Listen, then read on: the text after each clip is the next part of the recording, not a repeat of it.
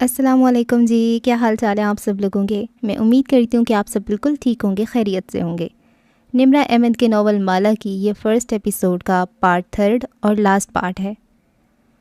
رات تک وہ گھر سے نہیں نکلی، بس کمرے میں پڑی سوتی رہی۔ کیف سے اس کی ملاقات بھی نہیں ہوئی، وہ اسے گویا یہاں لا کے بھول ہی گئی تھی۔ ڈرائیورز گھر کے اندر نہیں آیا کرتے تھے، ان کا داخلہ صرف ڈرٹی کچن تک محدود تھا۔ ان کے لاؤنج سے ملحقہ بڑا سا کچن کلین کچن کہلاتا تھا۔ کلین کچن سے ایک دروازہ چھوٹے سے ڈرٹی کچن میں کھلتا تھا اور ڈرٹی کچن سے ایک دروازہ باہر کی طرف، تاکہ ملازم یعنی سلیم باہر سے ہی ڈرٹی کچن میں آئے اور اپنا ناشتہ چائے وغیرہ بنا کے وہیں سے رخصت ہو جائے۔ ماں کو مرد ملازموں کا گھر کے اندر آنا پسند نہیں تھا۔ کھانا البتہ سب کا ماں خود بناتی تھیں۔ وہ کسی اور کے ہاتھ کا کھانا نہیں کھا سکتی تھیں، بلکہ اکثر اپنے ملازموں کی فرمائش پہ کھانے اور میٹھے بنایا کرتی تھیں۔ ماہی کہتی تھی ماں نے ان کو ملازم نہیں رکھا، انہوں نے ماں کو مالک رکھا ہوا ہے۔ بخت بھی اور سلیم کا کمرہ بیسمنٹ میں تھا۔ بیسمنٹ کی سیڑھیاں گھر کے باہر سے تھیں تاکہ ملازموں سے پرائیویسی رہے۔ انہوں نے کیف کو بھی بیسمنٹ میں کمرہ دے دیا تھا، جسے اس نے چپ چاپ قبول کر لیا تھا۔ فجر پہ اس کی آنکھ لاؤنج میں ہوتی کھٹ پٹ سے کھلی۔ اسے معلوم تھا یہ ماں ہوں گی۔ ماں فجر خوب شور کے ساتھ پڑھا کرتی تاکہ ان کے بچوں کی نیند ایسے خراب ہو کہ وہ دوبارہ سو نہ سکیں۔ اسلام آباد میں نمازیں اوپر ہو جایا کرتی تھیں، لیکن لاہور میں مجال ہے کہ ایسا ہو۔ وہ نماز پڑھ کے جائے نماز پہ بیٹھی اور سوچا کہ کیا دعا مانگے۔ اسے اس وقت سب سے زیادہ کیا چاہیے تھا؟ نیا بزنس، وہ دوبارہ سے برسر روزگار ہو جائے، اپنے پیروں پہ کھڑی ہو جائے اور اب سے کوئی مرد اسے زہیر کی طرح دھوکہ نہ دے سکے۔ دعا مانگ کے وہ اٹھی اور جمائی لیتی ہوئی کھڑکی کے سامنے آئی تو رک گئی۔ اندھیر لان میں گارڈ روم کے سامنے وہ گھاس پہ جائے نماز ڈالے دو زانوں بیٹھا تھا۔ وہ شاید نماز پڑھ چکا تھا، اب بس یوں ہی سر جھکائے بیٹھا تسبیح کے دانے گرا رہا تھا۔ اسے بہت عجیب لگا، مانا کہ بہت سے لڑکے لاپرواہ اور مغربی حلیے کے باوجود نمازیں پڑھتے ہیں، لیکن تسبیح اسے نہیں یاد اس نے کبھی کسی نوجوان کو ہاتھ میں تسبیح پکڑے دیکھا ہو۔ وہ خود بھی تسبیحوں کی عادی نہیں تھی، وقت ہی نہیں ملتا تھا۔ کیف جمال تسبیح پڑھتا تھا، عجیب بات تھی۔ صبح وقت بھی جب اس کے کمرے میں کافی لائیں تو اسے حیرت ہوئی۔ آپ کو کب سے کافی بنانی آ گئی؟ اس میں ڈرائیور نے بنائی ہے، میں نے اسے چائے کی چیزیں پکڑائیں تو بابو آگے سے بولا میں چائے نہیں پیتا، مجھے کافی میکر دو، اس کی نقل کر کے بولی۔ پھر خود ہی کچن سے معید بھائی کا پرانے کافی میکر ڈھونڈ لایا اور سیٹ کر دیا۔ بازار سے موٹے بیجوں والے ڈبے بھی لے آیا اور ساتھ ہی مجھے پکڑا دی کہ میری بیوی یہی پیتی ہیں۔ ہاں، وہ ہنستی۔ مبین منزل کو پہلی دفعہ ایسا رنگ برنگا ملازم ملا تھا، بخت بھی اسے ہضم نہیں ہو رہا تھا۔ چھوٹی باجی، اس لڑکی کو ذرا فاصلے پہ رکھی ہو، مجھے یہ وارداتیہ لگتا ہے۔ اچھا بخت بھی، اب جائیں اور کیب سے کہیں تیار رہے، اس نے مجھے سیلون لے کر جانا ہے۔ شام مرزا کے نکاح کا فنکشن تھا اور سچ شکر اس کے چہرے پہ ایک بھی پمپل نہیں تھا، ورنہ عموماً کسی فنکشن سے پہلے ہی پمپل حاضری دیا کرتے تھے۔ اس نے گھڑی دیکھی، ابھی فیشیل کروا لے تو شام تک اس کا اثر آنے لگے گا۔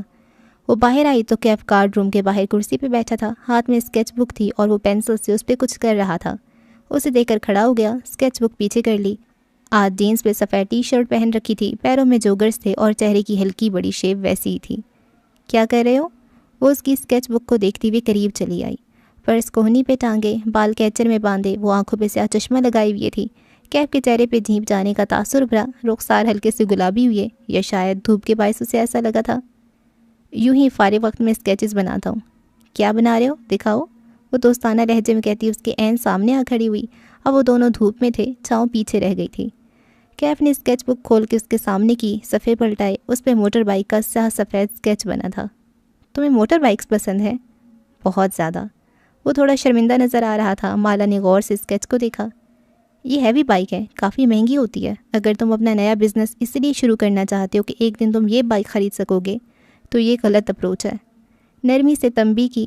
اسے سمجھ میں آ گیا تھا کہ وہ نوجوان قرضوں کا شکار کیوں تھا۔ مہنگی بائکس کا شوق، مہنگا لیپ ٹاپ، قیمتی فوٹوگرافی آلات امپورٹ کروانا۔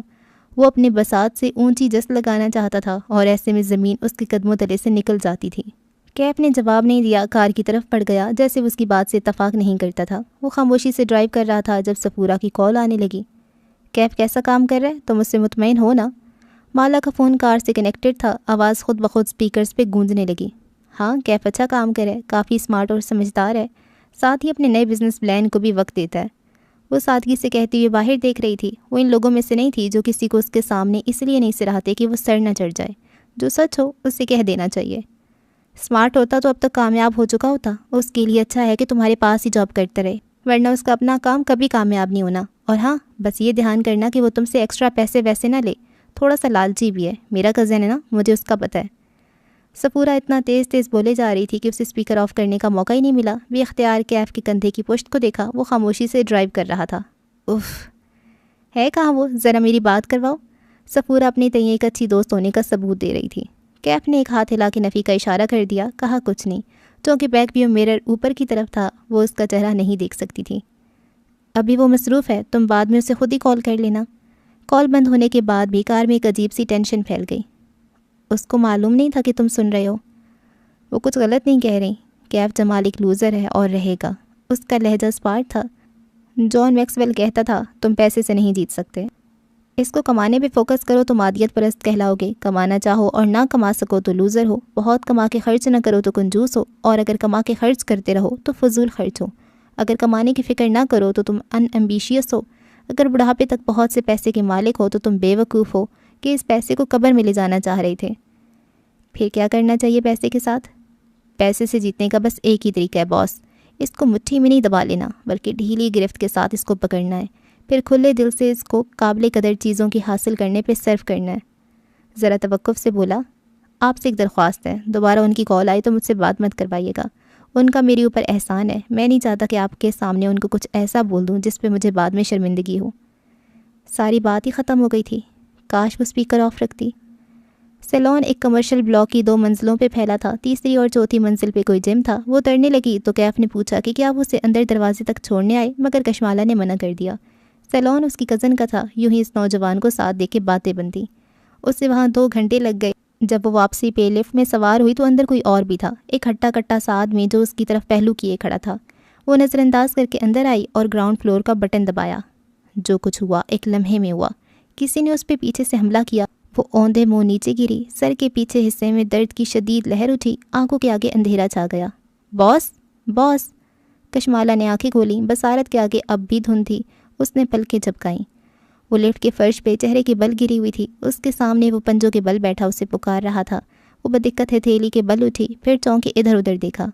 لفٹ کا دروازہ کھلا ہوا تھا، وہ گراؤنڈ فلور تھا، باوردی گارڈ باہر کی طرف کھڑا تھا اور کیف اس کے سامنے بیٹھا تھا۔ آپ ٹھیک ہیں؟ وہ فکر مندی سے پوچھ رہا تھا۔ اس کا ہاتھ بے اختیار سر کے پچھلے حصے کی طرف گیا، درد کی ٹیس ابھی تک اٹھ رہی تھی۔ کیا ہوا مجھے؟ اس نے الجھن سے ادھر ادھر دیکھا۔ لفٹ نیچے آئی تو آپ اندر بے ہوش تھیں، گارڈ کو معلوم تھا کہ آپ کس کار سے نکلی تھیں، اس لیے وہ مجھے بلا لایا۔ آپ کی طبیعت ٹھیک ہے؟ ہاں میں ٹھیک ہوں، چلو۔ وہ تکلیف برداشت کرتی ہوئی اٹھنے لگی۔ مگر ہوا کیا تھا؟ وہ تشویش سے اسے دیکھے گیا۔ چلو نا، اس سے پہلے کہ لوگ جمع ہوتے وہ اٹھ کھڑی ہوئی۔ سر گھوم رہا تھا لیکن وہ بظاہر خود کو سنبھالے قدم اٹھانے لگی۔ پرس مجھے دیں۔ اس نے نرمی سے اس کے ہاتھ سے پرس لے لیا، پھر وہ گارڈ کے سامنے رکا، بٹوئے سے 500 کا نوٹ نکال کے اسے تھمایا، اس کا شکریہ ادا کیا اور کشمالہ کے پیچھے چل دیا۔ کسی نے گارڈ کو روک کے پوچھا کہ کیا ہوا؟ وہ ایک باجی سیلون آئی تھی، ان کی شاید طبیعت خراب ہو گئی تھی، میں ان کے شوہر کو پارکنگ سے بلا لایا۔ وہ قصہ بیان کر رہا تھا۔ سیدھے گھر چلو۔ اس کا سر شدید درد کر رہا تھا، سیٹ کی پشت سے اسے ٹکا دیا اور آنکھیں بند کر لیں۔ پہلے مجھے بتائیں ہوا کیا تھا؟ وہ کہتے کہتے چونکا۔ کسی نے کچھ کیا ہے؟ میں ابھی دیکھتا ہوں۔ کیف نے تیزی سے سیٹ بیلٹ کھولی اور باہر نکلنے لگا جب مالا نے روکا۔ واپس بیٹھو کیف، انداز میں تحکم بھی تھا اور تکان بھی۔ یہ میری کزن کا سیلون ہے، یہاں تماشا نہیں بنانا، خاندان میں باتیں بنتی ہیں۔ مجھے بتائیں تو صحیح کہ ہوا کیا ہے؟ وہ اس کی طرف رخ موڑ کے بیٹھا اور سنجیدگی سے پوچھا، ماتھے پہ بل تھے، آنکھوں میں غصہ بھی تھا۔ اسے جو یاد تھا بتا دیا۔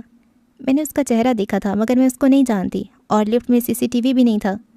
لفٹ کے باہر تو ہوگا، مجھے دیکھنے تو دیں، میرا کیا فائدہ آپ کو اگر میں یہ چیزیں مینیج نہیں کر سکتا؟ اسے غصہ آ رہا تھا، یہ طے تھا کہ وہ نہ پولیس رپورٹ درج کروائے گی نہ شور ڈالے گی۔ میں نے کہا نا یہاں تماشا نہیں بنانا، گھر چلو۔ وہ تکان سے بولی، سر میں شدید درد ہو رہا تھا، اس آدمی نے اسے بہت زور سے مارا تھا۔ ٹھیک ہے، مگر میں واپس آؤں گا اور آپ کا نام لیے بغیر ان کے ریکارڈ ضرور نکلواؤں گا، ایسے کیسے کوئی آپ پہ حملہ کر سکتا ہے؟ وہ ڈرائیو کرتے ہوئے برہمی سے کہہ رہا تھا۔ اس نے پہلی دفعہ کیف کو غصے میں دیکھا تھا۔ جیسے وہ میرے گھر میں خون پھینکواتا ہے، ایسے ہی مجھ پہ حملہ بھی کر سکتا ہے۔ اس نے اپنا چہرہ نہیں ڈھانپا ہوا تھا، اس لیے میرا نہیں خیال کہ وہ آپ کا تعاقب کار تھا، کوئی کرائے کا آدمی ہوگا، مگر اس نے ایسا کیوں کیا؟ وہ سوچتے ہوئے کہہ رہا تھا، 1 منٹ اپنا پرس چیک کریں، کچھ مسنگ تو نہیں ہے؟ اس کا ذہن ابھی تک شل تھا، وہ جو اتنے عرصے سے صرف ایک وہم لگتا تھا آج وہ حقیقت بن کے سامنے آ گیا تھا۔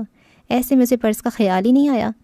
اس نے پرس کھولا اور اندر سے ایک ایک چیز نکال کے دیکھنے لگی، موبائل، بینک کارڈز، کیش، سب ویسا ہی تھا۔ البتہ ایک چیز وہاں ایسی بھی تھی جو اس کی نہیں تھی۔ اس نے میرے بیگ میں کچھ رکھا ہے، وہ تعجب سے بولی تو کیف نے بیک ویو مرر کا رخ ٹھیک کیا اور اس کے عکس میں مالا کو دیکھا۔ وہ ایک سلور رنگ کا لائٹر الٹ پلٹ کے دیکھ رہی تھی۔ کوئی میرے بیگ میں سگریٹ لائٹر کیوں رکھے گا؟ مجھے دکھائیں کوئی ریکارڈنگ ڈیوائس بھی ہو سکتی ہے، لیکن وہ سن نہیں رہی تھی۔ وہ لائٹر کی نچلی سائڈ کو اوپر اٹھائے کچھ دیکھ رہی تھی۔ وہ مجھے اپنا نام بتانا چاہتا ہے، وہ تلخی سے مسکرائی۔ لائٹر پہ اس کا نام لکھا ہے۔ واقعی؟ کیف کو حیرت ہوئی، موڑ کاٹتے ہوئے پوچھا، کیا لکھا ہے؟ کشمالہ نے لائٹر پہ لکھے 2 لفظ پڑھے، ماہر فرید۔ اس نے ایک جھٹکے سے بریک لگائی، کار کے ٹائر چرچرائے۔ آرام سے کیف۔ لیکن وہ تیزی سے پیچھے گھوما اور لائٹر اس کے ہاتھ سے لے لیا، پھر اسے اونچا اٹھا کے دیکھا۔ اس پہ واقعی انگریزی میں لیزر انگریونگ سے ماہر فرید لکھا تھا۔ کیف کا حلق خشک ہونے لگا۔ ناممکن، بالآخر مجھے میرے تعاقب کار کا نام معلوم ہو گیا ہے۔ کیف نے چہرہ موڑ کے اسے دیکھا۔ اس کا چہرہ گلابی سا ہو رہا تھا، سبز آنکھوں میں الجھن تھی، نہ سمجھی تھی۔ اس نے بہت سا تھوک خشک گلے سے نیچے اتارا۔ آپ کسی ماہر فرید کو جانتی ہیں؟ لہجہ سرسری سا بنایا۔ نہیں، کشمالہ نے گردن دائیں بائیں ہلائی۔ میں نے یہ نام ہی پہلی دفعہ سنا ہے۔ میں یہ لائٹر رکھ لوں؟ اس کو چیک کرنا ہوگا، اندر کوئی ریکارڈنگ ڈیوائس نہ ہو۔ کشمالہ نے اس بات میں سر ہلا دیا۔ وہ واپس کار سٹارٹ کرنے لگا، البتہ اس کے چہرے کی رنگت اڑی اڑی سی تھی۔ گھر کے پورچ میں جب وہ کار سے نکلی تو وہ دیکھ سکتی تھی کہ وہ پریشان لگ رہا تھا۔ صفورہ تمہارے بارے میں غلط تھی۔ جو لوگ پیسے کے لالچی ہوتے ہیں وہ گارڈز کو ٹپ نہیں دیتے۔ وہ چونکا، اس حالت میں بھی وہ نوٹ کر گئی تھی۔ وہ پھیکا سا مسکرایا۔ آپ نے پیٹرول کے جو پیسے دیے تھے اس میں سے دیا تھا؟ اس کے جانے کے بعد کیف کے تاثرات بدلے، چہرے پہ برہمی در آئی۔ اس نے فون نکالا اور وائٹ ہیئر کی چیٹ کھولی۔ تو میرے ساتھ کوئی ڈبل گیم کھیل رہے ہو؟ یہ حرکت تمہاری یا تمہارے آدمیوں کی ہے نا؟ انگلیاں تیزی سے ٹائپ کر رہی تھیں۔ وہ شدید بے بسی محسوس کر رہا تھا۔ اس شام مبین منزل میں گہما گہمی کا عالم تھا۔ سب شادی میں جانے کی تیاری کر رہے تھے۔ معید کسی باتھ روم سے چلاتا اپنے کپڑے مانگ رہا تھا۔ ماں خود تخت پہ بیٹھی تھیں، بالوں میں صبح ہیئر ڈائی لگایا تھا، سو اب وہ سفید نہیں گہرے بھورے لگ رہے تھے۔ گرے رنگ کا کامدار جوڑا پہنے وہ کلائیوں میں سونے کے کنگن پہن رہی تھی۔ لمبے بال کھلے تھے، بخت بھی ان میں کنگھی پھیر رہی تھیں۔ سامنے گاؤ تکیے پہ ان کا موبائل کھڑا رکھا تھا جس پہ ماہی نظر آ رہی تھی۔ وہ کچن کاؤنٹر کے پیچھے کھڑی تھی، ایپرن پہنے، چھوٹے بالوں کی پونی بنائے۔ وہ پہلوؤں پہ ہاتھ رکھے تفتیشی نظروں سے انہیں دیکھ رہی تھی۔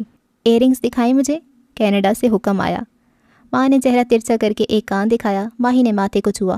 اف ماں، یہ کیا 1910 والے کانٹے پہن لیے ہیں؟ وہ گرے سٹونز والے ٹاپس کہاں ہیں جو میں لبرٹی سے لائی تھی؟ کہاں رکھے ہیں؟ ماں سر جھکائے اپنے جیولری باکس میں سے ڈھونڈنے لگی۔ ماہی کا حکم وہ نہیں ٹالا کرتی تھیں۔ جیولری باکس کا سب سے نچلا خانہ دیکھیں۔ ماہی کو یاد آیا، اسے ماں کی ہر چیز یاد رہتی تھی۔ ٹاپس وہیں تھے۔ ماں نے انہیں نکال کے اونچا کیا۔ وہ واقعی بہت حسین تھے۔ سونے کے کانٹے اتار کے انہیں کانوں میں پہنا تو چہرے کا وقار مزید بڑھ گیا۔ اچھا بتاؤ، شال کون سی لوں؟ وہ اپنی سمجھدار بیٹی سے پوچھ رہی تھیں۔ مالا سے کہیں وائٹ والی شال نکال دے جس کا گرے بارڈر ہے۔ ماں نے مڑ کے دیکھا۔ مالا لاؤنج کی کرسی پہ بیٹھی موبائل پہ لگی تھی، کھوئی کھوئی سی۔ جب سے وہ سیلون سے آئی تھی وہیں بیٹھی تھی۔ مالا بیٹے، وہ وائٹ شال تو نکال دو، اب تم کب تیار ہوگی؟ پھر غور سے اس کا چہرہ دیکھا۔ تمہیں کیا ہوا ہے؟ کچھ نہیں، سر میں درد ہے، میں شال نکالتی ہوں۔ وہ وہاں سے اٹھ گئی۔ اس نے کمرے میں پہلے سے وہی سفید شال نکال رکھی تھی لیکن ماں کو دی نہیں تھی۔ ماں اسے تب پہنیں گی جب ماہی کہے گی۔ ماں کو صرف ماہی کی چوائس پہ اعتبار تھا۔ ماہی یہاں ہوتی تو فنکشنز وغیرہ پہ ماں کو خود تیار کرتی۔ جب سے وہ کینیڈا گئی تھی ویڈیو کال پہ یہی کام کرواتی۔ ماں کے کپڑے، حتیٰ کہ مالا کے بھی اکثر کپڑے ماہی لیا کرتی تھی۔ اس کو شوق تھا دکانداروں سے لڑ کے قیمتیں کم کروانے کا۔ یہ ٹاپس بھی اس نے مالا کے ساتھ ہی لیے تھے۔ مالا کہتی رہی کہ اب چھوڑ دو، وہ 1500 سے کم میں نہیں دے گا، لیکن ماہی بھی ڈٹی رہی، نہیں یہ مجھے 800 میں دے گا، دیکھ لینا۔ اور 15 منٹ بعد ماہی وہی ٹاپس 800 میں لے کر ہی ہٹی تھی۔ شال ماں کو دینے آئی تو ماہی ویڈیو کال پہ کہہ رہی تھی، فنکشن کی ساری تصویریں فوراً سے مجھے بھیجنی ہیں آپ نے۔ ماں، آپ کے باقی دونوں بچے ہر فنکشن میں مجھے بھول جاتے ہیں۔ ہائے کاش میں پاکستان میں ہوتی۔ اللہ کا شکر ادا کرتے ہیں ہر حال میں۔ ماہی، ماں نے ٹوکا، شکر کرو اللہ نے تمہیں شادی کے 5 سال بعد خوشی دکھائی ہے۔ بس خوب کھاؤ پیو اور اپنا خیال رکھو، شادیاں تو ہوتی رہتی ہیں۔ ہاں چھوٹی بی بی۔ بخت بی بی ماں کے کندھے کے پیچھے سے کال میں شامل ہوئی۔ وہ کینیڈا کی کال پہ اتنا اونچا بولتی تھی جیسے آواز ہوا کے دوش پہ کینیڈا جانی ہے۔ تیری ماں نے بڑی دعائیں کی ہیں تیری گود ہری ہونے کے لیے، ہر وقت کہتی تھی اللہ میری ماہی کو بچہ دے، تو بس اپنا خیال رکھ۔ وہ تو ٹھیک ہے، لیکن یہ بات کی نوکری نہ ہوتی تو میں کینیڈا کبھی نہ رہتی، بورنگ ٹھنڈا ملک۔ ماہی روحانسی ہو کے بولی، پھر کچھ یاد آیا، شادی بھی کبیرہ تائی بھی ہوں گی نا؟ ماں کے چہرے پہ ناپسندیدگی ابھری، سر جھکا کے تخت پہ بکھری اپنی چیزیں سمیٹنے لگیں۔ پرے کرو اس کو، ہمیں کیا؟ دیکھنا آپ، وہ شادی پہ آئیں گی اور سارے رشتہ دار آپ کو جلانے کے لیے ان کے پاس جا کے خوب ہنسے بولیں گے، دیکھنا۔ وہی تیار ہو کے آ گیا تھا اور اب صوفے پہ بیٹھ کے جوتے پہن رہا تھا، منہ میں بڑبڑایا، لاہور اور اس کے مضافات میں غیبتوں کا وقت ہوا چاہتا ہے۔ ماہی اس بات کا کرارا سے جواب دیتی، لیکن اسے کچھ نظر آیا تھا۔ اسکرین پہ چہرہ قریب کیا اور تفتیشی انداز میں سوال کیا، یہ باہر لان میں کون ہے؟ ماہی کی تیز نظریں ماں کے پیچھے کھڑکی پہ جمی تھیں۔ ماں نے ایک نظر کھڑکی کو دیکھا جہاں لان میں موبائل پہ لگا کیف ٹہلتا نظر آ رہا تھا۔ اپنی بہن سے پوچھو، وہی ساتھ لائی ہے۔ ماں نے مالا کو فون پکڑا دیا اور خود گھٹنوں پہ ہاتھ رکھے اٹھی۔ ان کا رخ کمرے کی جانب تھا، ابھی انہوں نے جوتے پہننے تھے۔ میرا ڈرائیور ہے اور اسسٹنٹ بھی۔ مالا نے فون تھام لیا۔ ماہی بڑی دلچسپی سے دیکھ رہی تھی۔ ذرا قریب سے دکھاؤ اس کی شکل۔ ماہی کی آنکھوں میں شرارت ابھری۔ اپنے سامنے لاؤنج میں کام کرتی ہوئی یہ بات کو دیکھی اونچا سا بولی، بڑا عرصہ ہو گیا کوئی ہینڈسم آدمی نہیں دیکھا۔ یہ بات پہ اثر نہیں ہوا۔ لیپ ٹاپ سے نظریں ہٹائے بغیر بولا، آئینہ دیکھ لو، خود بھی تم کسی مرد سے کم نہیں لگ رہی۔ ماہی کی ہنسی غائب ہوئی، چہرہ سرخ ہوا۔ سنو، تم لوگ شادی اٹینڈ کرو، میں ذرا آتی ہوں۔ اس نے فون بند کر دیا۔ برٹش کولمبیا میں اب جنگ عظیم چھڑنے والی تھی۔ نکاح کا وینیو سفید اور سبز رنگ میں سجا تھا۔ اونچی چھت سے جگہ جگہ فانوس لٹک رہے تھے۔ اسٹیج بھی سفید پھولوں اور سبز پتوں سے مزین تھا اور مہمانوں کی میزوں کے گرد رکھے صوفے بھی سفید تھے۔ وہ ماں کے ساتھ ایک 3 سیٹر صوفے پہ بیٹھی تھی۔ ماں چند رشتہ دار خواتین سے باتوں میں مصروف تھیں۔ معید ہم عمر کزنس کی طرف چلا گیا تھا، لیکن وہ خود کو یہاں زیادہ محفوظ تصور کر رہی تھی۔ اگر وہ کزنس میں گئی تو سب کی زبان پہ ایک ہی سوال ہونا تھا، اوشن بند کیوں ہو گیا؟ اور کیا وہ جاب لیس ہو گئی ہے؟ اور اس وقت وہ اس سوال کا سامنا کر کے موڈ نہیں خراب کرنا چاہتی تھی۔ ویسے بھی اسے ماں پہ نظر رکھنی تھی، ان کی شوگر کنٹرول میں نہیں تھی اور شادیوں پہ تو وہ کچھ زیادہ ہی دل کھول کے کھاتی تھیں۔ معید ان کی شوگر کا اتنا دھیان نہیں رکھتا تھا کہ وہ گھر ہی کب ہوتا تھا، لیکن آج وہ دیکھے گی ماں کیسے میٹھا کھاتی ہیں۔ ماں ٹیک لگائے بیٹھی تھیں، شال ایک کندھے پہ تھی، شفون کا گرے دوپٹہ سر پہ تھا۔ وہ ہلکے کاجل اور لپسٹک کے ساتھ بہت باوقار لگ رہی تھیں۔ کسی کو اپنے گھٹنوں کے درد کا بتا رہی تھیں اور رشتہ دار خاتون ان کو کوئی دیسی ٹوٹکا بتا رہی تھی جو کہ ان کے میاں نے فیس بک پہ پڑھا تھا۔ واقعی حورے جہاں جیسی خوبصورتی اسے ماہی یا معید کو نہیں ملی تھی۔ Not fair. اللہ تعالیٰ آسمان کو شاکی نظروں سے دیکھا۔ حورے بھابی، آپ گھٹنوں کا آپریشن کروا ہی لیں، میں نے خود کروایا ہے، سمجھو نئی زندگی مل گئی ہے، خاتون نے مشورہ دیا۔ ماں کا نام حورے جہاں تھا، حور کے نیچے زیر تھی، اس لیے بہت سے رشتہ دار ان کو اب بھی حورے کہتے تھے۔ نہ بابا نہ، میں نے نہیں کروانا آپریشن۔ ماں نے ناک سے مکھی اڑائی۔ انسان کبھی پیچھے کو نہیں پلٹتا ہوتا، اب جیسے ہیں گھٹنے ویسے ٹھیک ہے۔ ماں، اس نے ماں کے قریب سرگوشی کی، آپ نے مجھ سے وعدہ کیا ہے نا کہ آج آپ میٹھا نہیں کھائیں گی؟ آج صبح آپ کی فاسٹنگ شوگر 140 تھی، نرمی سے تنبیہ کی۔ ماں دوسری جانب جھک کے ان خاتون سے کسی بہت اہم موضوع پہ بات کرنے لگیں، یوں ظاہر کیا جیسے مالا کی بات سنی ہی نہ ہو۔ دفتن ساتھ بیٹھی ممانی کسی کو دیکھ کے اٹھ کھڑی ہوئیں۔ کشمالہ نے نظریں اوپر اٹھائیں۔ سامنے نگینہ آنٹی کھڑی تھیں، وہ جو اس روز اسلام آباد میں اپنے بیٹے کے ساتھ ماموں کے پورشن میں آئی تھیں۔ انہوں نے سفید سلک کا ڈریس پہن رکھا تھا، سر پہ دوپٹہ تھا۔ وہ مسکرا کے پہلے ممانی سے ملیں، پھر ماں سے۔ ماں ان کو دیکھ کے خوش ہوئیں، اپنے پاس صوفے پہ جگہ دی۔ تم کب آئیں دبئی سے؟ زیاد اور میں پچھلے ہفتے آئے ہیں، اتنے عرصے بعد کسی خاندان کی شادی میں شرکت کر رہے ہیں۔ یہ کون سی والی بیٹی ہے تمہاری ماشاءاللہ سے؟ انہوں نے مسکرا کے مالا کی طرف دیکھا تو وہ بھی مسکرا دی۔ میں کشمالہ ہوں، مجھ سے چھوٹی ماہی کینیڈا ہوتی ہے۔ ارے ہاں، تم تو اسلام آباد میں ہوتی ہو نا، ہم تمہارے ماموں کی طرف گئے تھے اس دن۔ نگینہ آنٹی نے ممانی کو دیکھ کے کہا، پتہ چلا تم سو رہی ہو، ورنہ ضرور ملاقات ہوتی۔ جی مجھے پتہ چلا تھا، وہ مسکرا کے بولی۔ زیاد کیسے ہے، کیا کر رہے آج کل؟ ماں رسمن نگینہ بیگم سے پوچھنے لگی۔ زیاد رائٹر ہے، کتابیں لکھتا ہے، ساتھ ایک ڈیجیٹل مارکیٹنگ فرم میں بہت اچھی جاب بھی کر رہا ہے، مگر بہت عرصے سے کچھ لکھا نہیں۔ کہتے ہوئے نگینہ آنٹی کی آواز میں اداسی گھل گئی۔ مالا کی متلاشی نظریں سارے میں گھومیں اور پھر وہ اسے نظر آ ہی گیا۔ وہ کچھ مردوں کے ایک گروپ کے ساتھ کھڑا تھا، ٹال، ڈارک اینڈ ہینڈسم۔ سیاہ بالوں کو جلد سے پیچھے کیے، وہ دوسرے کزنس کی طرح کرتے شلوار میں ملبوس تھا۔ اس وقت وہ سنجیدگی سے کسی کی بات کا جواب دے رہا تھا، دن کی روشنی میں زیادہ جاذب نظر تھا۔ اس کی منگنی کی تھی تم نے کچھ عرصہ پہلے، کوئی مسئلہ ہوا تھا پھر؟ ماں کو یاد آیا۔ بظاہر دوسری طرف دیکھتی کشمالہ کے کان کھڑے ہو گئے۔ بس بھابھی کیا بتاؤں، اس کے منگیتر کی ایکسیڈنٹ میں ڈیتھ ہو گئی تھی۔ وہ زیاد کی اپنی پسند تھی، اس نے دل پہ بہت بوجھ لے لیا ہے۔ 1.5 سال ہو گیا اس بات کو، اب میرا بیٹا شادی کا نام ہی نہیں لیتا۔ نگینہ بیگم دور نظر آتے اپنے بیٹے کو دیکھ کے اداسی سے بولی۔ ماں بھی افسوس سے خاموش ہو گئیں۔ حورے بھابھی آپ اتنی نیک ہیں، انہوں نے ماں کے گھٹنے پہ ہاتھ رکھا، آپ میرے زیاد کے لیے دعا کریں کہ وہ اس ٹراما سے نکل آئے اور نئی زندگی شروع کرے۔ کیوں نہیں نگینا، میں ضرور دعا کروں گی، ماں نے خلوص دل سے کہا۔ ایک بلند آواز کانوں میں پڑی تو کشمالہ نے چونکی نظریں گھمائیں۔ سبزہ زار کی انٹرنس پہ ایک اونچا نسوانی کہکا گونجا تھا۔ یہ اس بات کا غماز تھا کہ کبیرہ بیگم پہنچ چکی تھیں۔ یہ طے تھا کہ وہ ہر فنکشن پہ جان بوجھ کے دیر سے آتی تھیں تاکہ ہر نظر ان کی طرف اٹھے، اور واقعی وہ اتنی خوبصورت تھیں کہ ایسا ہی ہوتا تھا۔ آج بھی وہ انٹرنس پہ چند خواتین کے جھمگٹے میں کھڑی اونچے کہکہے لگاتے ہوئے سب کی توجہ گھیر رہی تھیں۔ نیلے رنگ کی سلیو لیس ساڑی میں ملبوس تھیں، کانوں اور گردن میں چمکتے ہوئے ڈائمنڈز پہن رکھے تھے، بال بوائے کٹ میں کٹے تھے۔ اگر لمبے رکھتیں تو زیادہ خوبصورت لگتیں، لیکن وہ جانتی تھیں کہ تائی بال چھوٹے کیوں رکھتی ہے، اس کی بھی ایک مضحکہ خیز سی وجہ تھی۔ اب وہ چلتی ہوئی باری باری مہمانوں سے ملتی جا رہی تھیں، اپنی طرف بڑھتے ہاتھوں کو غرور سے ذرا سا ملا کے چھوڑ دیتیں۔ ممانی ان رشتہ داروں میں سے تھی جن کی کبیرہ تائی سے بہت بنتی تھی۔ وہ ان کو دیکھ کے اٹھ کھڑی ہوئیں اور نگینہ سے بولیں، آپ نے نہیں ملنا کبیرہ سے؟ نہیں تابندہ، میرا کبیرہ سے کوئی رشتہ نہیں، البتہ میرا حورے بھابھی سے رشتہ ہے۔ اگر کبیرہ حورے جہاں بھابھی سے ملنے خود نہیں آ سکتی تو میں کیوں جا کے اس سے ملوں؟ پھر چہرہ موڑ کے ماں کو دیکھا۔ ہاں تو آپ کہہ رہی تھیں؟ سادہ، دو ٹوک انداز۔ ممانی پہ تو گھڑوں پانی پڑ گیا۔ کشمالہ اندر ہی اندر مسکرا دی۔ کوئی تو رشتہ دار تھا جو ماں کا ساتھ دے رہا تھا، ورنہ سب کبیرہ کی دولت کی چمک دمک سے اتنے متاثر تھے کہ اس کی گرد مکھیوں کی طرح بھن بھناتے تھے۔ ماہی کے میسیجز آ رہے تھے، تصویریں بھیجو۔ اس کے فون کی بیٹری کم تھی اور وہ بیٹری پیک کار میں بھول آئی تھی۔ اس نے کیف کو کال کی اور اسے بیٹری بیک لانے کو کہا۔ کیف جب سفید پھولوں سے سجے وسیع ہال میں آیا تو وہ اسے سامنے ہی نظر آ گئی۔ صوفوں پہ خواتین کے ایک گروپ میں بیٹھی، وہ ٹانگ پہ ٹانگ جمائے بس مسکراتی ہوئے سب کی باتیں سن رہی تھی۔ اس نے آف وائٹ کامدار ڈریس پہن رکھا تھا، بال چہرے کے ایک طرف ڈالے ہوئے تھے، کانوں میں بڑے بڑے سلور جھمکے نظر آ رہے تھے۔ اس کا چہرہ سادہ تھا، جلد اعتبار کرنے والا۔ آنکھیں ذہین تھیں لیکن چلاک نہ تھیں، ایسی آنکھیں جو مہربان ہوتی ہیں، شک نہیں کرتی، انتقام نہیں لیتی، وہ لوگوں کی اچھائی پہ نظر رکھتی ہیں۔ اور وہ ایسی لڑکی کو دھوکہ دے رہا تھا؟ کیف کے چہرے پہ کرب ابھرا، اس کا دل برا ہونے لگا۔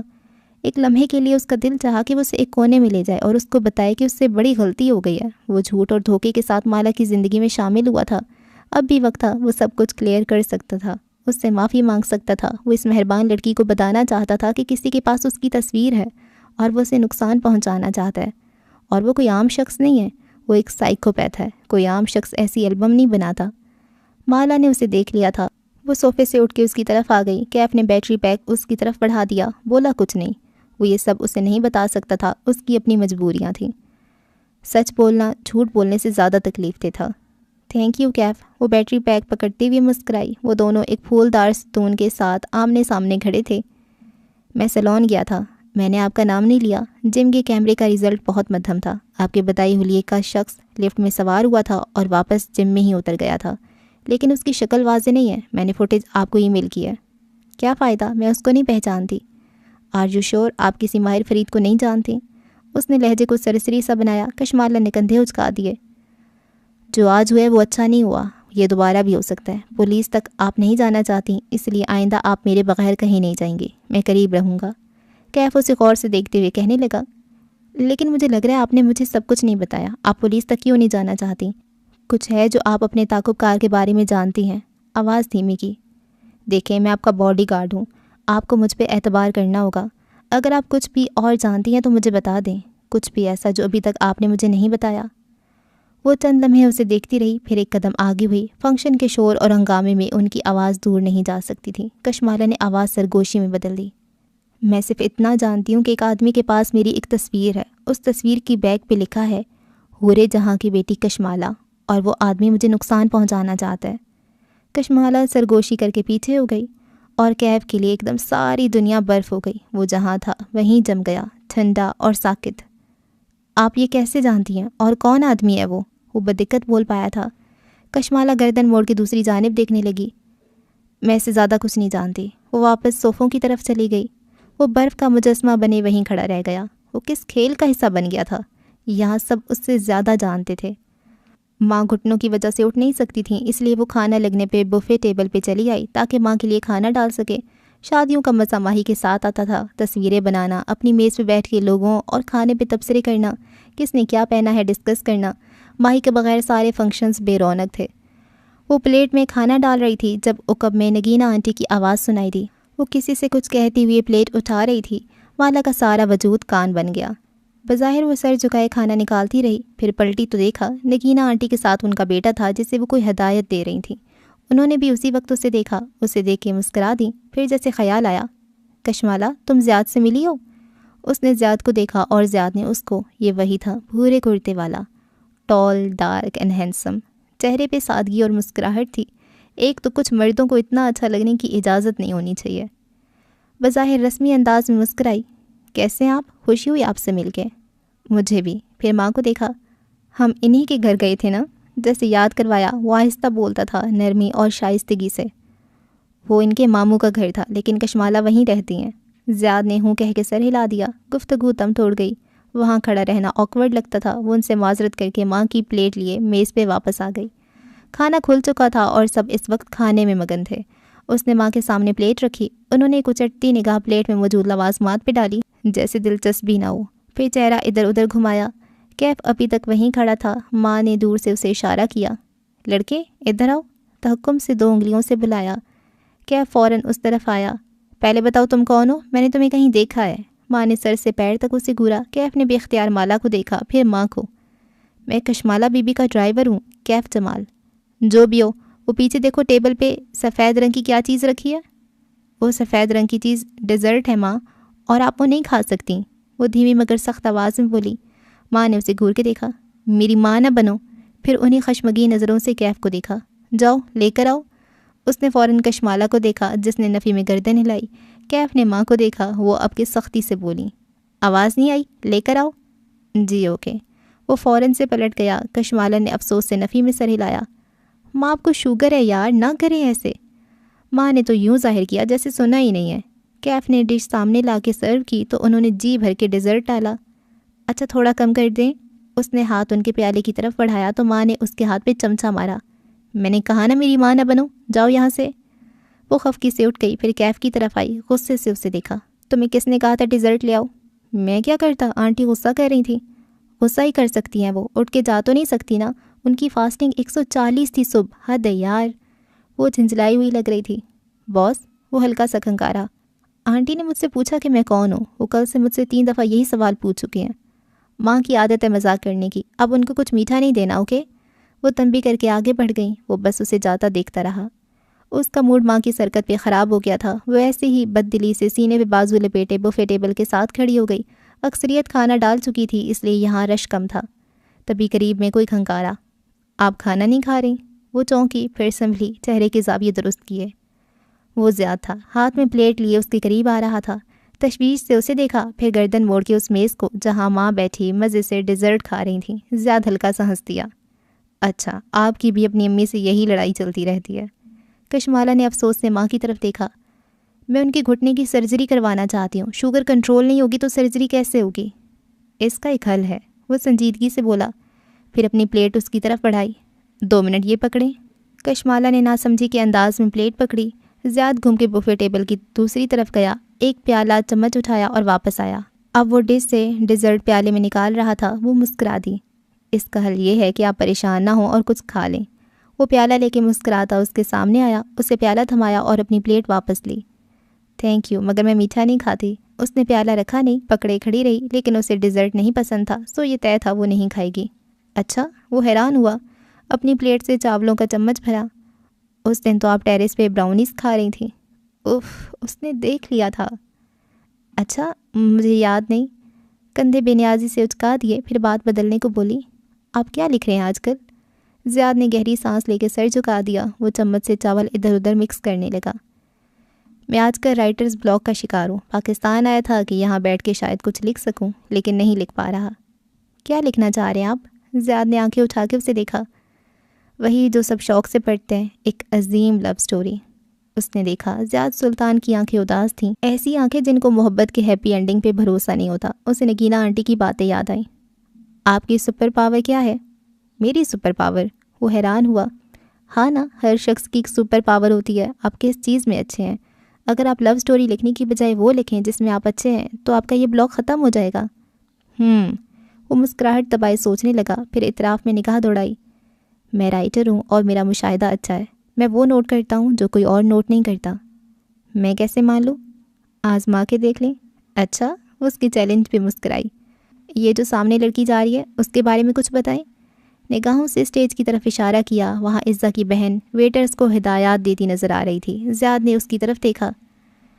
اس کے پیر میں ہائی ہیلز کی وجہ سے درد ہے، وہ شدید انکمفرٹیبل ہے۔ پھر زیاد نے چہرہ گھما کے اگلا ہدف ڈھونڈا۔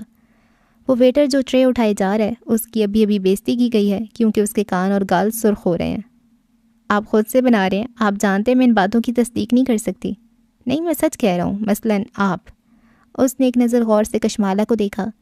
اس کو اپنے دل کی دھڑکن بے ترتیب ہوتی محسوس ہوئی۔ کوئی سحر سا تھا اس شخص کی آنکھوں میں۔ آپ کے بارے میں کچھ بتاؤں؟ بتائیں، لیکن وہ اندر سے خائف ہوئی، کہیں وہ جان نہ لے کہ وہ اس سے کتنا متاثر ہو رہی ہے۔ آپ کی گردن یا سر کے پچھلے حصے میں درد ہے۔ آپ گردن اس طرف نہیں موڑ رہی اور بار بار ہاتھ سے پیچھے دباتی ہیں۔ وہ جھیم کے ہنس دی، ہاتھ نیچے کیا۔ اوکے، مان لیا۔ تسلیم کرنے کے انداز میں سر ہلایا۔ Thank you. زیاد کے چہرے پہ حیران سی ممنونیت تھی۔ آپ کی اس نصیحت نے میری مدد کی ہے۔ شاید مجھے وہ نہیں لکھنا جو مجھ سے میری ایڈیٹر لکھوانا چاہتی ہیں، بلکہ مجھے وہ لکھنا چاہیے جو میں انجوائے کروں گا۔ وہ مسکرا دی اور پیالہ لیے آگے بڑھ گئی۔ دور کسی سے بات کرتی کبیرہ بیگم نے غور سے ان دونوں کو باتیں کرتے دیکھا تھا۔ وہ صبح بخت بی کے رونے کی آوازوں سے اٹھی تھی۔ پہلے کچھ دیر تو بستر میں لیٹی پلکیں جھپک جھپک کے چھت کو دیکھے گئی۔ جب سے کام کرنا چھوڑا تھا دن رات کا کوئی حساب نہیں تھا۔ ایک عجیب سی مایوسی ذہن پہ چھائی تھی۔ کام کرنے والی لڑکی کے لیے فارغ گھر بیٹھنا بہت مشکل تھا۔ خیر، آج وہ اپنے بزنس پلان پہ کام کرے گی۔ ایک آئیڈیا آیا تھا اس کے ذہن میں۔ وہ بالوں کو جوڑے میں لپیٹتی باہر آئی تو بخت بھی آنسو بہاتے ہوئے حورے جہاں بیگم کو اپنی بیٹی کا قصہ سنا رہی تھیں۔ وہی روایتی کہانی، شوہر کام نہیں کرتا، نشہ کرتا ہے، سارا دن گھر میں پڑا رہتا ہے اور بیٹی کو مارتا ہے۔ بخت بھی، اس نے پیچھے سے بخت بھی کے دونوں کندھوں پہ ہاتھ رکھا اور سر جھکا کے نرمی سے تسلی دی۔ آپ اپنی بیٹی سے کہیں کہ وہ سٹینڈ لے، ہم اس کے ساتھ ہیں۔ بخت بھی نے اپنا سانولا کھردرا ہاتھ اس کے ہاتھ پہ رکھ دیا۔ وہ ڈرتی ہے جی۔ مالا سیدھی کھڑی ہوئی اور افسوس سے بولی، واقعی وہ بھی کیسے سٹینڈ لے؟ جب تک عورت کے پاس تعلیم اور مالی خود مختاری نہیں ہوگی تب تک وہ ایسے ہی پٹتی رہے گی۔ مالا ٹھیک کہہ رہی ہے بختو۔ ماں کے ماتھے پہ بل تھے اور وجود میں جلال آیا ہوا تھا۔ وہ گود میں سبزیوں کی پرات رکھے تخت پہ بیٹھی تھی۔ چھری والا ہاتھ اونچا کر کے بولی، بیٹیوں کی طرح پالا ہے میں نے نسیم کو، اسے کہو میرے پاس آ جائے، وہ اکیلی نہیں ہے، ہم اس کے سائیں بیٹھے ہیں ادھر۔ وہ کچن میں آئی تو ڈرٹی کچن کی طرف کھلتا دروازہ نیم پا تھا۔ کیف وہاں کافی بناتا نظر آ رہا تھا۔ آہٹ پہ پلٹا اور اسے وہاں کھڑے دیکھا۔ وہ خوابیدہ آنکھیں لیے بالوں کو گول مول جوڑا بنائی ہوئی تھی۔ رات والا میک اپ اتارنے کے باوجود آنکھوں کے گرد ہلکی سی سیاہی تھی۔ کافی بناؤں آپ کی؟ وہ نظریں موڑ کے دوسری طرف پلٹ گیا۔ ہاں پلیز، توقف کیا اور آواز آہستہ کی۔ پھر کچھ نکلا لائٹر سے؟ عام سا لائٹر ہے، کچھ نہیں ہے اس میں۔ وہ کین سے کافی بینز نکالتے ہوئے بولا۔ اس کے ہاتھ تیز تیز چل رہے تھے۔ مالی خود مختاری اور تعلیم، آپ کے خیال میں یہ چیزیں عورت کو ابیوز ہونے سے بچا سکتی ہیں؟ فلٹر پیپر لگا کے کافی بینز اندر ڈالے، پھر اس کمپارٹمنٹ کو کھڑک کر کے بند کیا اور مشین آن کر دی۔ تمہیں اختلاف ہے؟ مالا کو تعجب ہوا۔ کیف اس کی طرف پلٹا، کاؤنٹر سے ٹیک لگائی اور سینے پہ بازو لپیٹ لیے، جوگرز کی کینچی بنا لی۔ ساری لڑکیاں ابوز ہوتی ہیں باس۔ بخت بی بی کی بیٹی اپنے شوہر کے ہاتھوں اور ایلیٹ کلاس کی لڑکیاں اپنے بوائے فرینڈز کے ہاتھوں، یہ دونوں باتیں مختلف ہیں۔ کافی میکر سے پانی ابلنے کی آواز آ رہی تھی۔ سارے میں کافی کی خوشبو پھیل گئی۔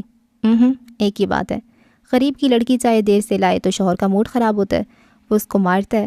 امیر کی لڑکی پارٹنر کے ساتھ ڈرگز نہ کرے تو پارٹنر کا موڈ خراب ہو جاتا ہے، اس کو خوش رکھنے کے لیے وہ ڈرگز پہ لگ جاتی ہے۔ دونوں ابیوز ہوتی ہیں، غریب لڑکی بھی اور امیر پڑھی لکھی لڑکی بھی۔ تو وجہ کیا ہے؟ وجہ یہ ہے باس کہ کسی نے عورتوں کو نہیں سکھایا کہ مردوں کے ساتھ کیسے رہنا ہے، اور کسی نے مردوں کو نہیں سکھایا کہ عورتوں کے ساتھ کیسے رہنا ہے۔ کافی گرم مگ اس کی طرف بڑھایا۔ انٹرسٹنگ۔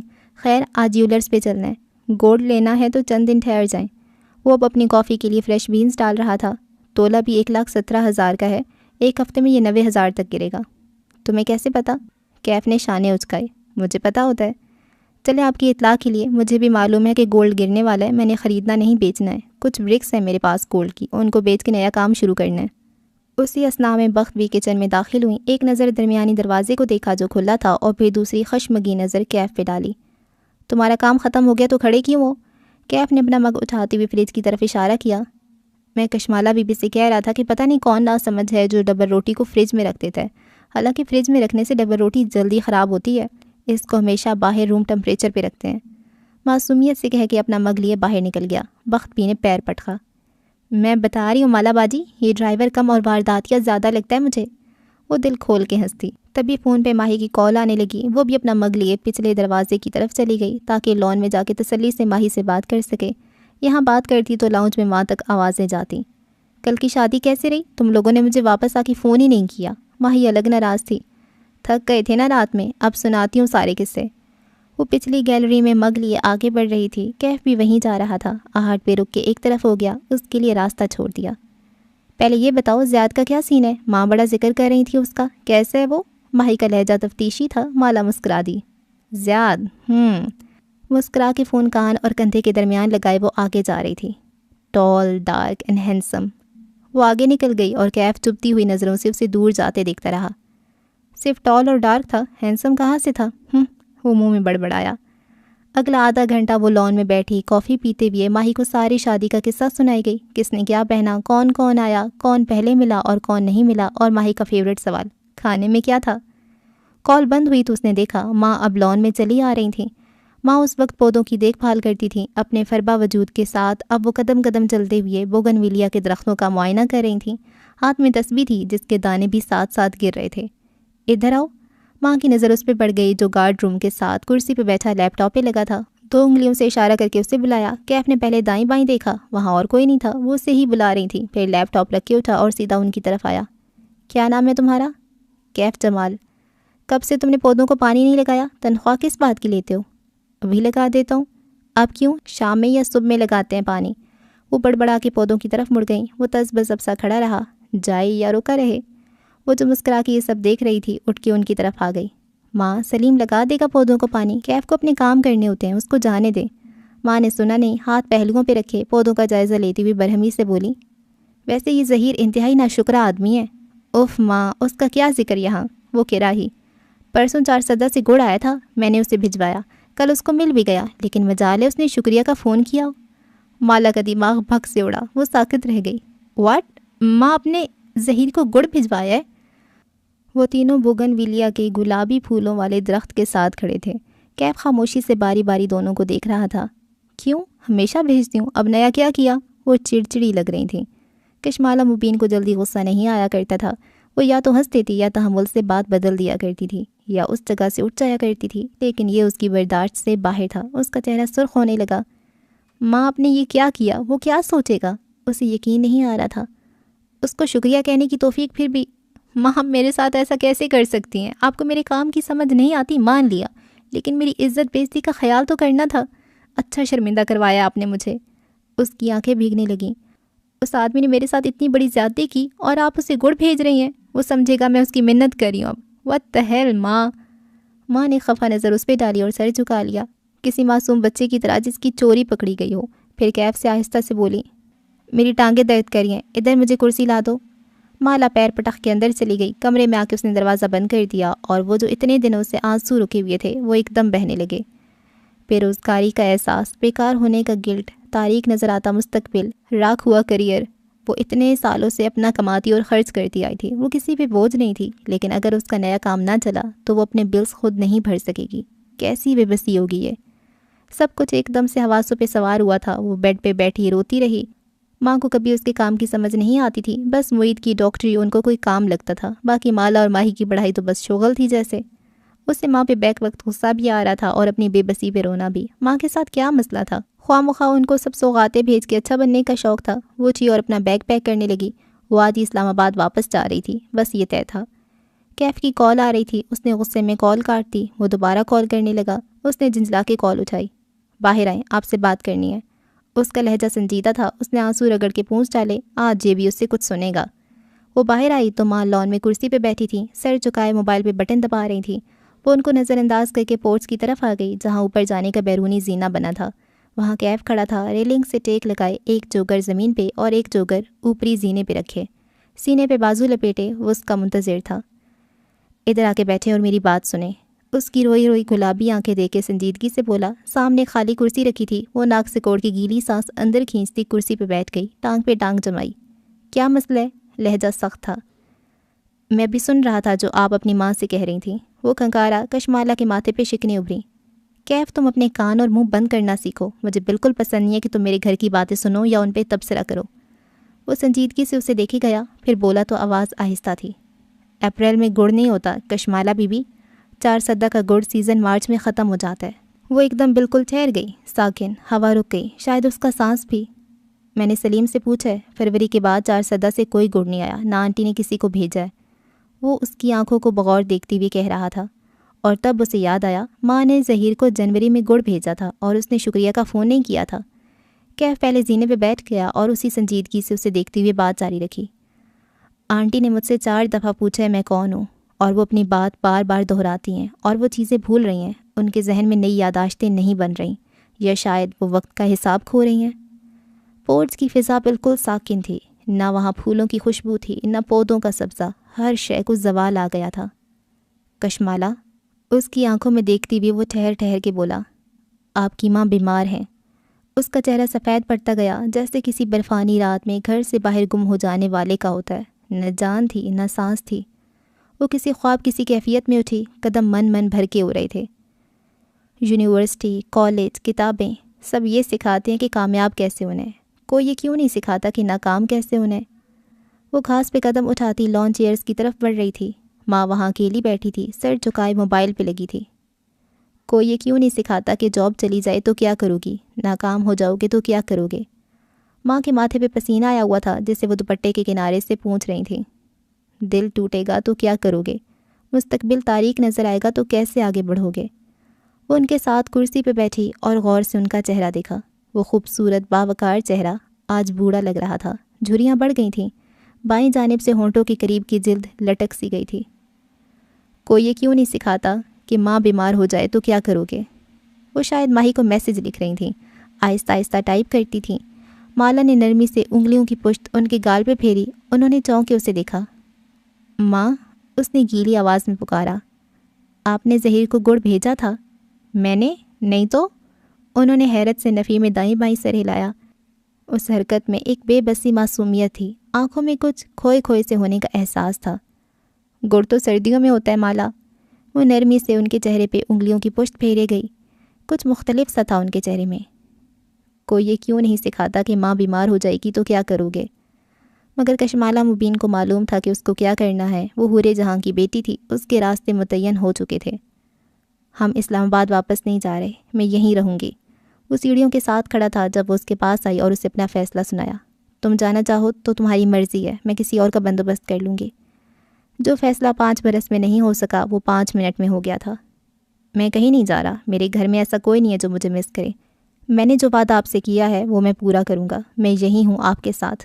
کیف کو دیکھتی اس کی آنکھیں بھیگنے لگیں، اس نے بس اس بات میں سر ہلا دیا اور واپس مڑ گئی۔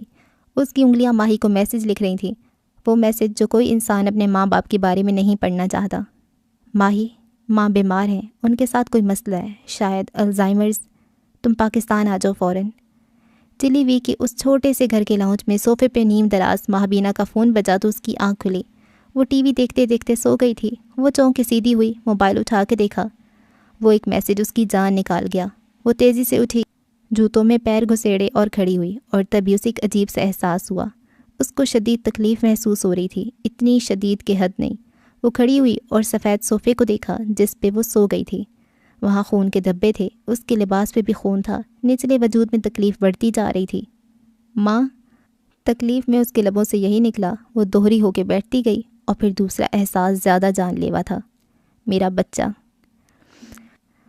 اچھا جی، تو فرسٹ ایپیسوڈ یہاں پہ ختم ہو گئی ہے، اور باقی ساری ایپیسوڈز بھی آپ کو مل جائیں گی پلے لسٹ میں۔ آپ دیکھیں گے تو آپ کو ساری کی ساری ایپیسوڈز مل جائیں گی مالا کی، جو اب تک آئی ہیں، اور جو نئی آئیں گی وہ بھی آپ کو اسی پلے لسٹ میں مل جائیں گی۔ تو بس آپ نے کیا کرنا ہے، آپ نے صرف اور صرف چینل کو سبسکرائب کرنا ہے۔